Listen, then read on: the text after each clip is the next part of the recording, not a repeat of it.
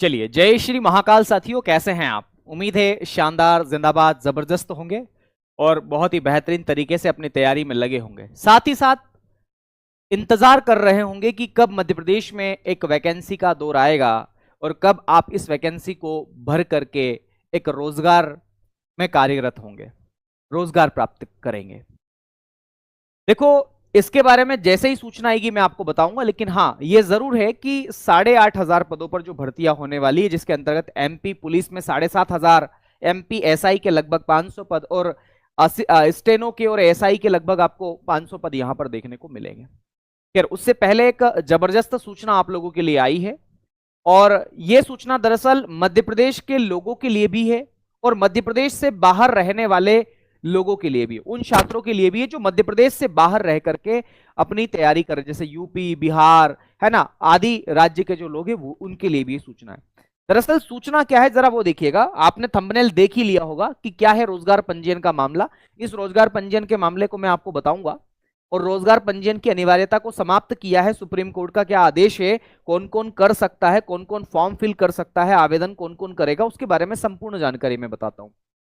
तो सबसे पहले तो मैं आपको यह बताना चाहूंगा कि ये जो रोजगार पंजीयन का मामला है वो क्या है। देखना, मध्य प्रदेश में बेरोजगार युवाओं के लिए एक रोजगार पंजीयन नामक एक ऑनलाइन वेबसाइट है या रोजगार पंजीयन नाम की एक संस्था है जो इस बात का मेंटेनेंस, इस बात का दस्तावेजीकरण रखती है। मतलब उसके पास एक प्रूफ है कि इतने लोगों को अभी रोजगार की आवश्यकता है और इतने लोगों के पास में ये क्वालिफिकेशन है। जब आप रोजगार पंजीयन करते हैं, अमूमन मध्य प्रदेश के जो युवा है वो रोजगार पंजीयन करते हैं और उसके अंदर उस चीजों का जिक्र किया जाता है कि आपके पास में 10वीं कब हुई, 11वीं कब हुई, 12वीं कब हुई, आपने आपकी ग्रेजुएशन कब करी, आपने अपना पीजी कब किया, इसके अलावा कौन कौन सी डिग्री आपके पास में है। और ये इसलिए रखा जाता है कि ताकि सरकार के पास एक आंकड़ा सुरक्षित हो सके कि भैया जनता जो है या फिर जो बच्चे हैं, जो युवा वर्ग है, उनके पास में क्या क्या क्वालिफिकेशन है, किस तरीके से किन रोजगार में उनको संलिप्त किया जाना चाहिए। तो रोजगार पंजीयन दरअसल ये है। अभी तक रोजगार पंजीयन की जो स्टोरी थी वो कुछ ऐसी थी कि मध्य प्रदेश के लोग, मध्य प्रदेश के जो मूल निवासी है, वो इस रोजगार पंजीयन को आसानी से फिलअप कर सकते थे। लेकिन समय के साथ ऐसी कंडीशन बनी कि हो सकता है वेबसाइट में किसी त्रुटि के कारण किसी व्यक्ति का रोजगार पंजीयन नहीं बना और फॉर्म की लास्ट डेट निकल गई या रोजगार पंजीयन का रिन्यूअल नहीं हो पाया। तो उस वजह से बच्चों को, हमारे साथियों को एग्जाम से बाहर कर दिया जाता था। आखिरी सिलेक्शन से वो रुक सकते थे और रुके भी हैं। तो ये मामला जब सुप्रीम कोर्ट में गया तो सुप्रीम कोर्ट ने इसके बारे में क्या किया है, तो याद रखना है, सुप्रीम कोर्ट ने इसके बारे में एक निर्णय लिया है। और वो निर्णय क्या लिया मैं आपको बताना चाहूंगा, जरा सब लोग ध्यानपूर्वक सुनना। एक कटिंग अभी कुछ समय से मार्केट में घूम रही है, उस कटिंग के बारे में नई दुनिया में आया हुआ है, आपको शायद न दिखे, मैं आपको पढ़ के सुनाता हूं। पुलिस में भर्ती के लिए प्रदेश में अब रोजगार पंजीयन नहीं होगा जरूरी। ये लिखा हुआ है, मध्य प्रदेश पुलिस में आरक्षक और उप निरीक्षक पद की भर्ती के लिए अब रोजगार पंजीयन की आवश्यकता नहीं होगी। इसके नियमों में संशोधन किया जा रहा है। इस संबंध में पुलिस मुख्यालय की तरफ से शासन को प्रस्ताव भेजा गया है।